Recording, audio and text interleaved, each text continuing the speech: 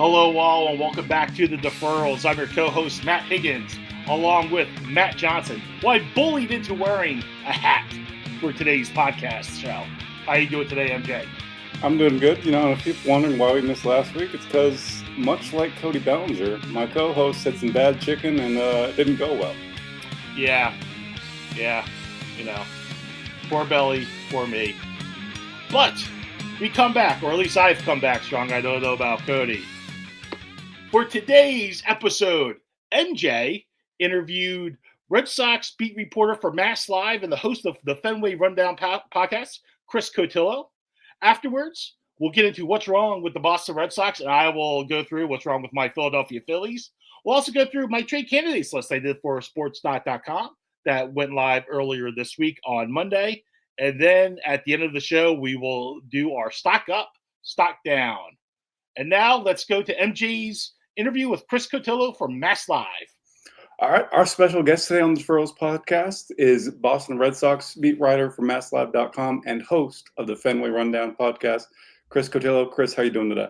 I'm good. How are you? I'm doing great. Happy baseball season this year, and it's been an interesting one so far.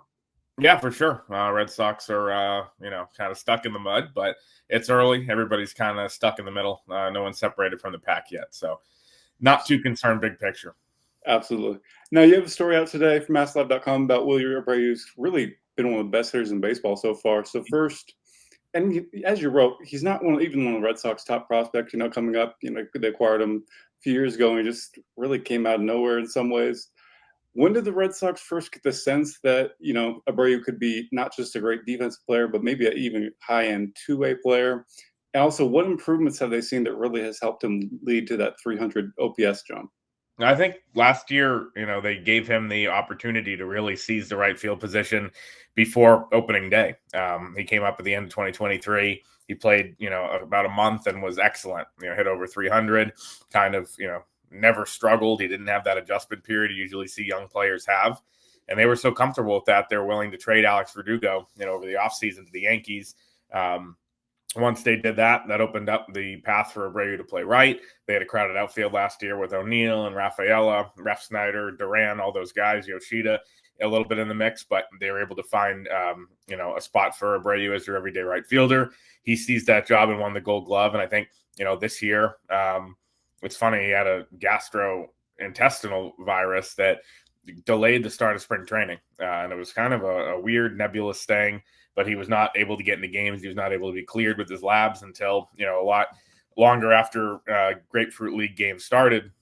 He ended up not playing in game action, but played on the backfields and would get 8 or 9 at-bats a day, hopping from backfield to backfield in those minor league games. And Alex Cora keeps saying, all those at-bats are clearly paying off here early on. So if he can hit lefties, he'll be, a really complete player. We've seen it defensively. We've seen it offensively against righties. If he can take that step, it's a guy that is kind of a bonus for the Red Sox with all these other, hyped up, heralded guys they have both on the roster and coming up. And you mentioned defense. Obviously, he's playing extremely well again.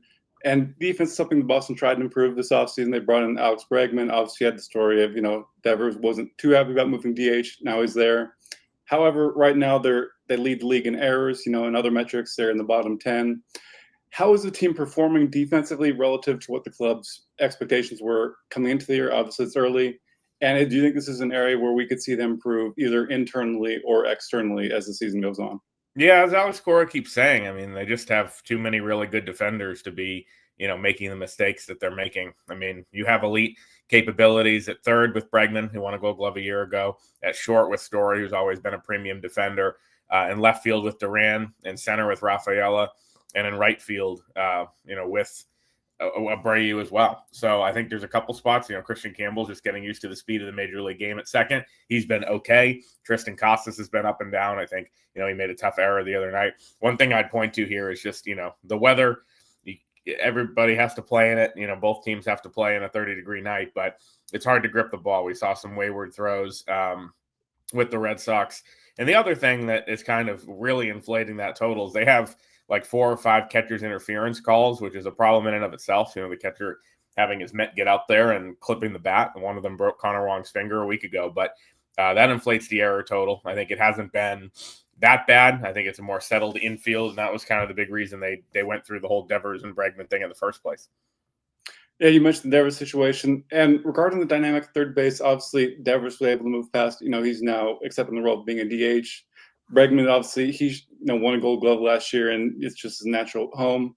What do you think the long-term outlook is at the position with, whether Devers has his opt-out and, whether Bregman goes back there or if they have a different long-term plan at third? Yeah, it's all about Bregman's opt-out, after the year. He can opt out if he has a good enough year, and he can beat, 40 million in AAV on the average market. That's with deferrals a little lower. We'll see what he wants to do in a year. If the team's really good and he's really good, maybe he opts out. If he has a mediocre year, he can come back. He has all the flexibility in the world there.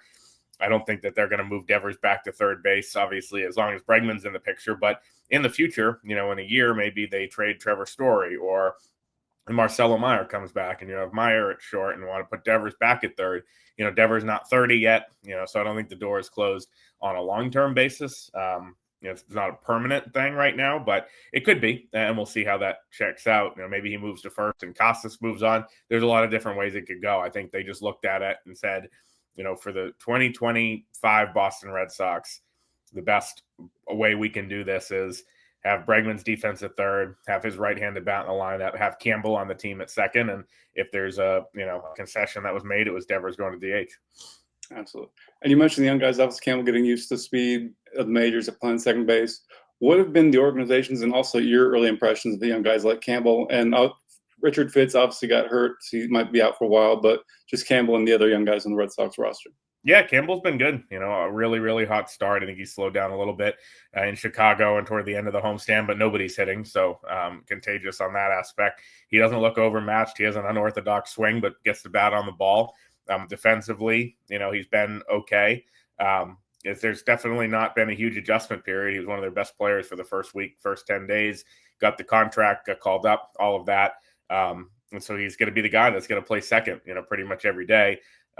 Fitz was a guy who, was probably in a temporary rotation spot anyway with Bayo and Giolito coming back, but was pretty good. I think they look at him as a guy they can easily slot in whenever they have, someone in the rotation, one of the veterans go down.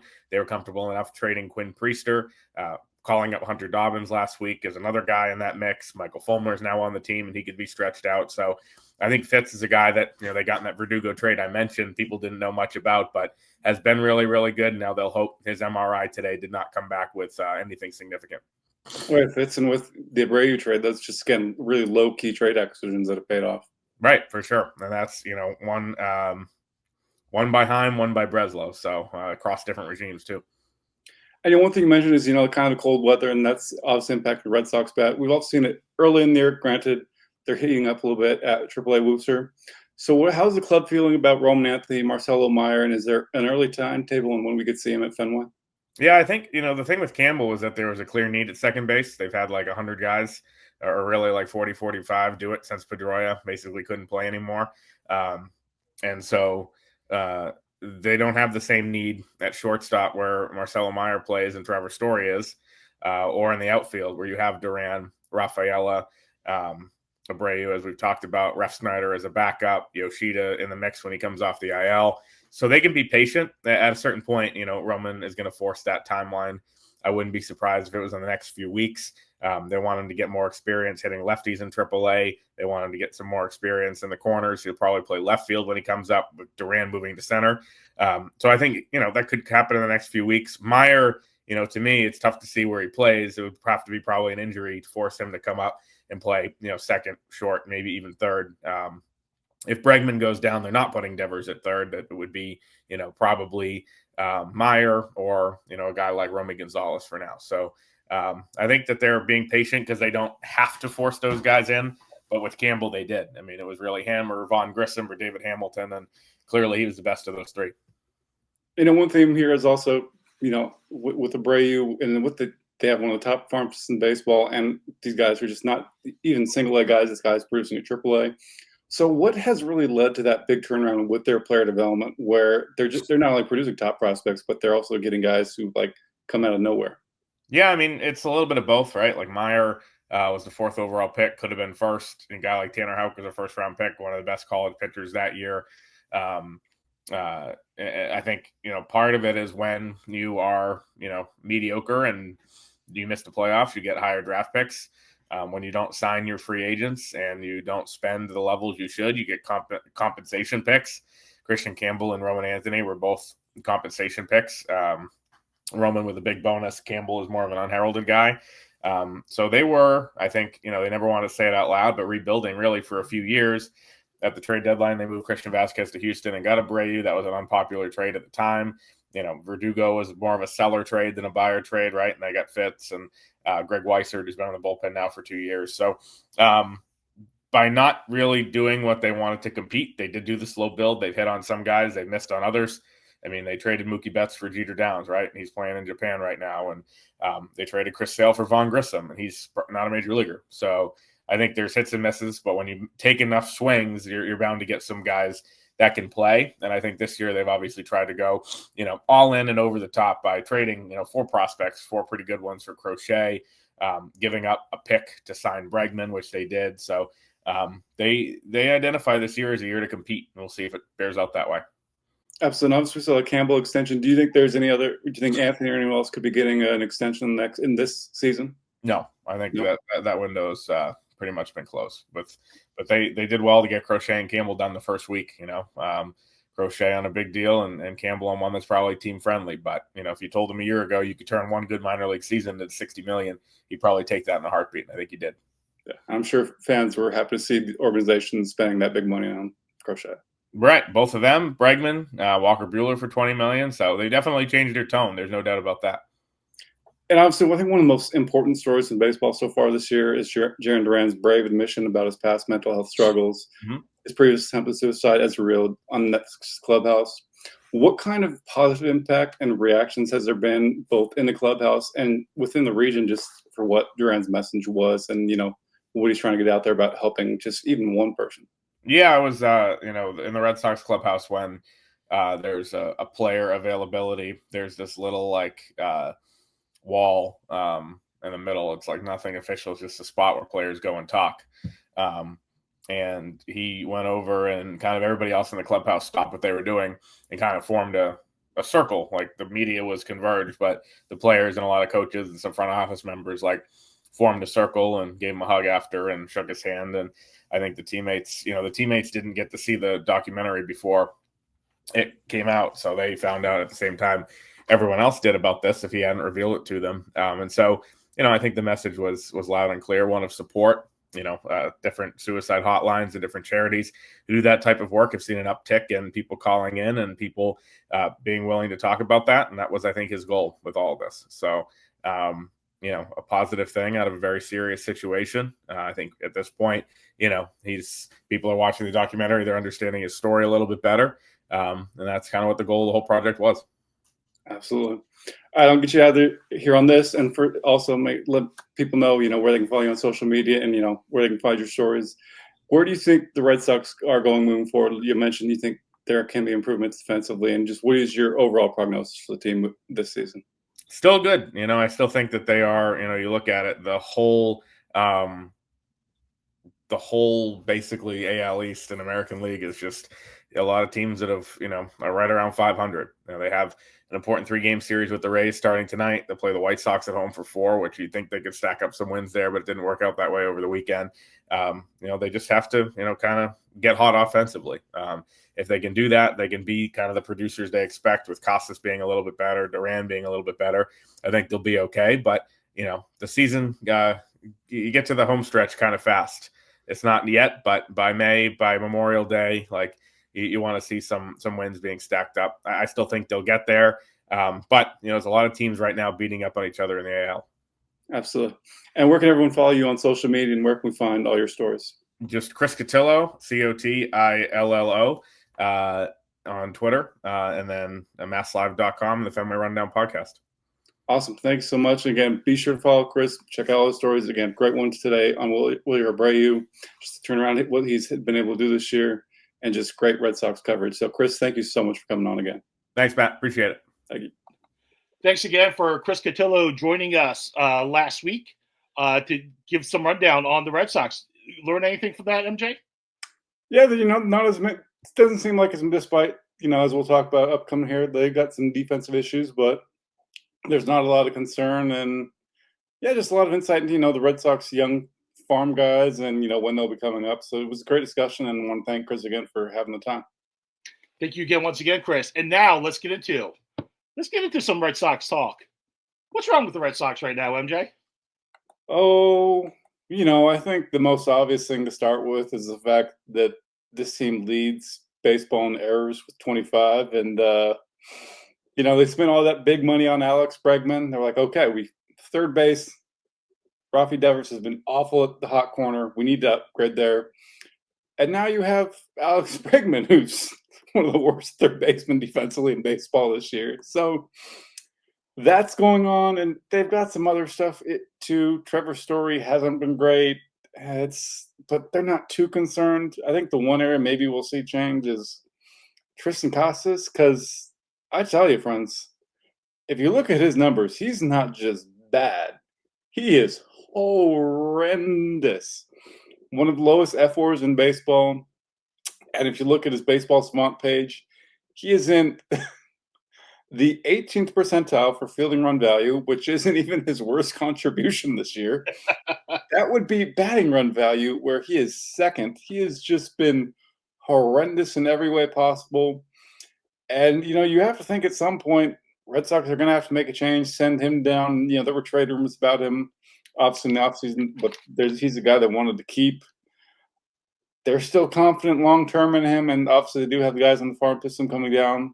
And we are going to see one coming up pretty soon, as Chris mentioned, the next few weeks here. So hopefully that can change some things. But it's the defense. To me, I'm more concerned about the defense. The pitching, I think you're going to see them start because they're getting healthier. Although Tanner Houck, my goodness, after just a blistering first half in 2024, he's been one of the worst pitchers in baseball since last summer. But, they're starting to get other guys healthy. There's positive news on that front. So maybe they turn things around. And, I mean, at the same time, the American League, it's still pretty open. So I feel like, you get Giolito back. He just had a rehab start. You get Bello back. He's working his way towards a return. So I feel like there's a turnaround coming. I'm not as confident as Chris is in the defense getting better, but at least pitching-wise, they'll have more depth there. And I still like the lineup. Did he give any indication when Roman Anthony and Marcelo Mayer might come up? Yeah, Marcelo Mayer, it's going to be a long time, but Roman Anthony, we are weeks away from that. That's going to be really exciting when he comes up. I mean, he's the number 2 prospect in all of baseball behind Roki Sasaki, but he's been tearing it up right now in the minors. Yeah, and as Chris mentioned, it's one of the things where they really just wanted to see him get more experience against left-handed pitching. He also, because again, it was kind of cold down there, so that he had to work through that a little bit. But yeah, his bat's heating up, and Red Sox kind of need a jolt right now. Just 2 games above 500. I mean, when you're struggling against teams like the White Sox, yeah, find someone who can give you a jolt, and that's coming. Now, speaking of needing a jolt, let's move into my Philadelphia Phillies, who we are recording this on Tuesday, April 22nd. This will go out Wednesday, April 23rd. So the Phillies will be facing the Mets tonight, on Tuesday night, in the second game of their 3-game series. The Phillies lost last night 5-4. They scored all 4 of their runs in the 9th inning after Nola gave up 4 runs over his outing, dropped to 0-4 on the season with a 6.65 ERA. Jose Ruiz gave up a monster home run to Francisco Lindor, 3-run home run that put the game up 5-0. And obviously, because of that, that made it out of reach. Right now, Phillies are 13-10, 3 games above 500, and second place behind the Mets in the National League East.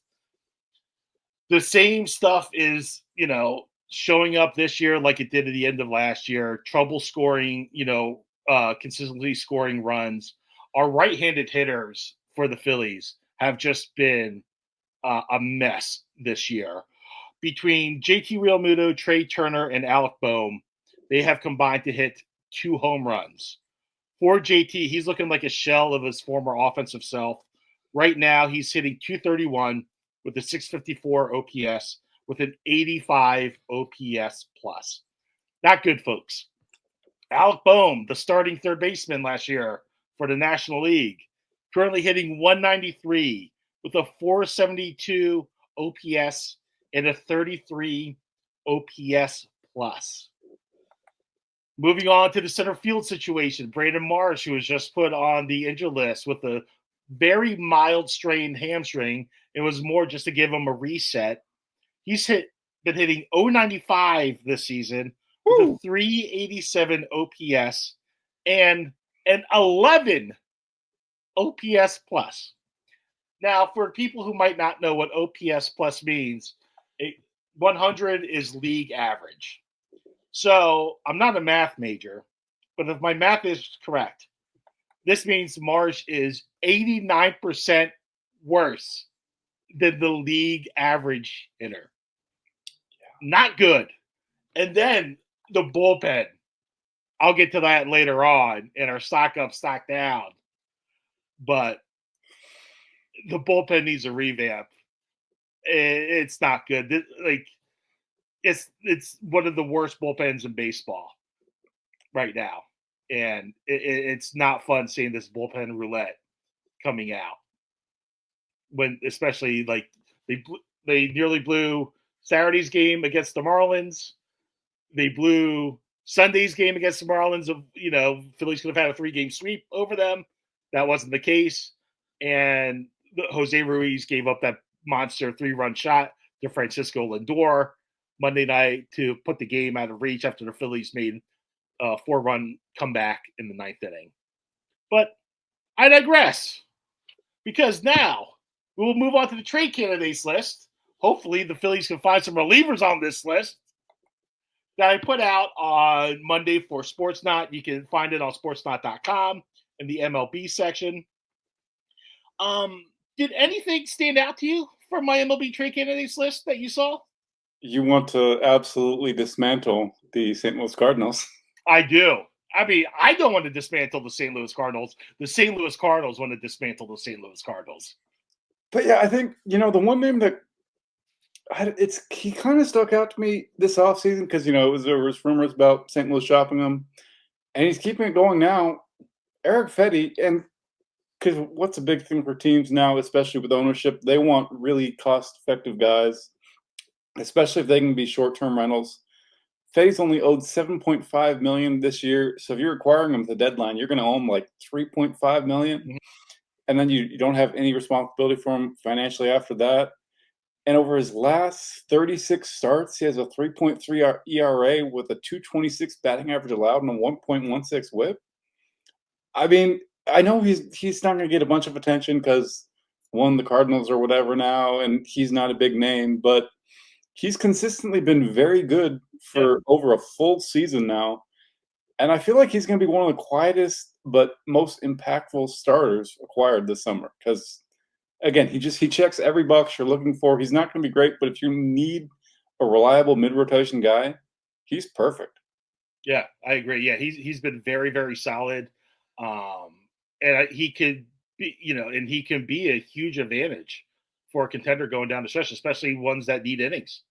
And Fedde can be that guy for you, and he can easily start a game 3 for you or a game 4 for you in the playoffs, depending what round you're in. Yeah, we'll be talking about a team when we talk about stock down that could probably use him. Yes. And in my trade candidates list, I had like the usual suspects. Obviously, Miami Marlins ace Sandy Alcantara, Chicago White Sox center fielder Luis Robert Jr., whose, trade value is just plummeting on a daily basis. The White Sox should have traded him last year when they had the chance, and now I don't know what they're going to be able to get for him at this point if he doesn't resurrect himself. Maybe he's that classic change of scenery guy because the White Sox are just so desolate at this point as a franchise.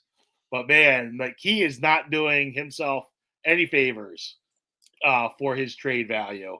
And obviously, in another Cardinals guy I put on there, closer Ryan Helsley. He's in the last year of his contract.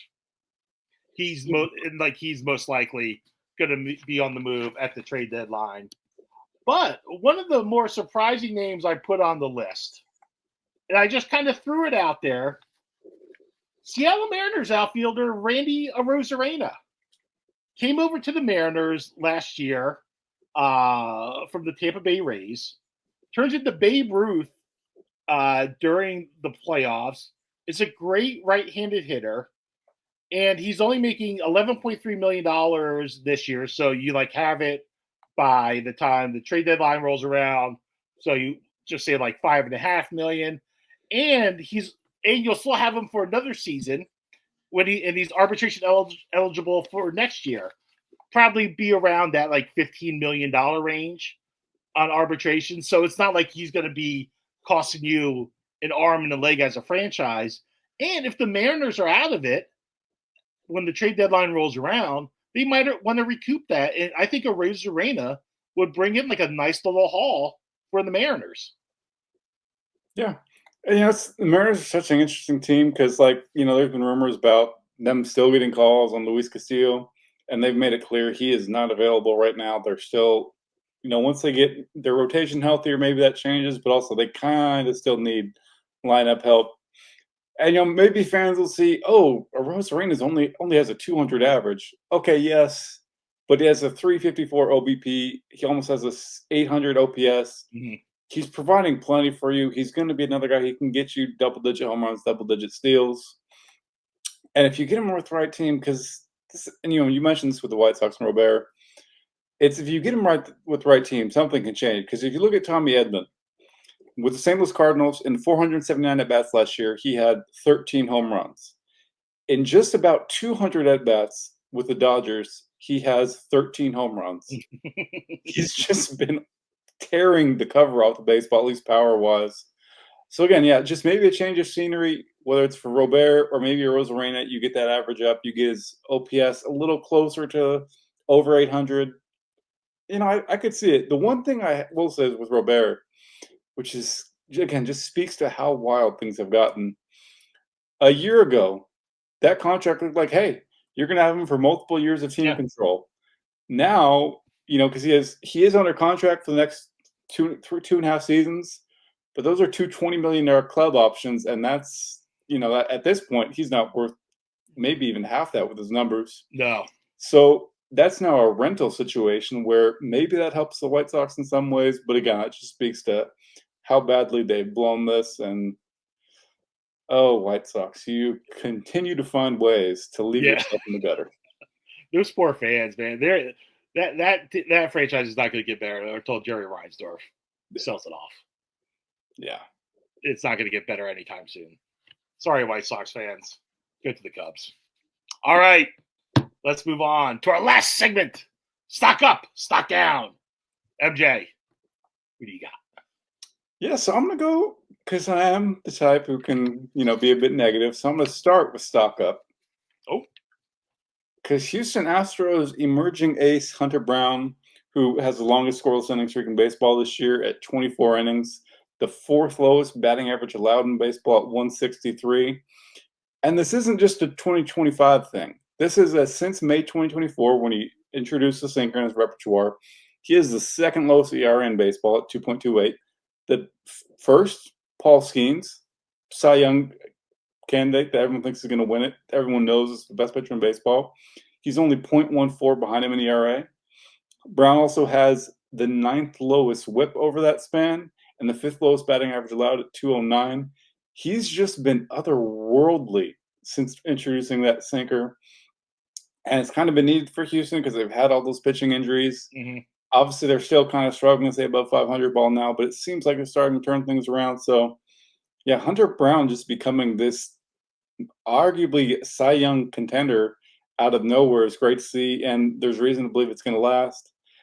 And as for stock down, because this gets to pitching, it's the Baltimore Orioles. I know we harped on them coming into the year because ownership and the front office didn't want to spend money.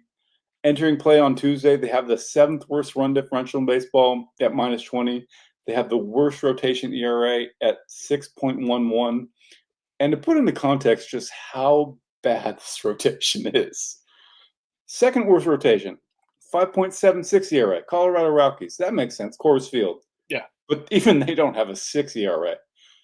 The third worst rotation, 5.42, Miami Marlins. Makes sense. They're not really contending this year. But the wild thing is, the worst team in baseball, Orioles, with that 6.11 ERA, and they are one of only 3 teams with a starting rotation ERA over 4.75. So they're just like, there are bad pitching staffs, and then there's what Baltimore is throwing out. And it's because of guys like Charlie Morton with that 10.89 ERA, a 6.53 walks per 9. Opponents have a 337 batting average against them. Another offseason addition, Tomoyuki Sugano. People might say, hey, 3.43 ERA, that looks kind of good. Except the 272 batting average allowed, the 1.3 whip, the 5.31 skills independent ERA all suggest he's going to get worse. So, yeah, and if you want hope on the horizon, Zach Heflin, he just threw off flat ground. Maybe he's coming back in June. Trevor Rogers, who that trade has knocked out. But, like, he's a source of hope right now because he's coming back in May. And the one guy they're really hoping for, Grayson Rodriguez, is headed for a second opinion for the MRI results on his elbow. So, yeah, not a good place for the Orioles to be. And, hey, the one thing I will say, we just goes back, Eric Fedde, he's cheap. That's what they want. He seems perfect for them. The question is, when are they going to make a trade? Because I haven't exactly understood their starting pitching acquisitions for a year now. Eric Fedde would be their number 1. He would, which is so sad. Now, moving on to my stock up. We are going to the Pacific Northwest for the big dumper, Cal Raleigh. He has powered the Seattle Mariners to an 8-2 record over their last 10 games. During that span, he has hit 7 home runs while the Mariners swept the Rangers in a 3-game series and took 2 out of 3 against the Blue Jays and I forgot already because I said they took 2 out of 3 against the Mariners and Blue Jays. Sorry, they took 2 out of 3 against the Reds and the Blue Jays. So now he has 9 home runs overall, tied with the league with Tyler Soderstrom. And on top of that, he has a 926 OPS and a 175 OPS plus, meaning he is 75% better than the league average hitter. Cal Raleigh is just absolutely crushing it right now for the Mariners, and he cannot be stopped. Also, Jose Barrios, if you're upset about alleged pitch tipping, maybe you should change something instead of giving up bombs. That's just a suggestion. Yeah, just don't do it. Don't tip your pitches. Don't yell at the other team because they know what you're throwing. It's not like they're banging trash cans or anything, you know? Yeah, it's kind of they're not the problem, you're the problem. But yeah. Look in the mirror, pal. Now, for my stock down, my Philadelphia Phillies bullpen. They are atrocious. Their numbers, 29th in ERA at 5.80. They have given up 46 earned runs in 71 1/3 innings. They are 25th in baseball in WHIP and last in batting average allowed at 287, and have also given up 12 home runs in that span. Jose Ruiz, who I talked about earlier, has allowed 8 inherited runners to score, including 2 Monday night when Francisco Lindor hit that bomb. And Orion Kirkering has allowed 6, thanks to that big home run he gave up in the Phillies' loss Sunday to the Marlins. The Phillies replaced 2 high-leverage arms of Jeff Hoffman, who's been lights out with the Blue Jays, and Carlos Estevez, who's been good with the Kansas City Royals, with Jordan Romano, who is non-tendered by the Blue Jays, and Joe Ross, and they have been an abject disaster.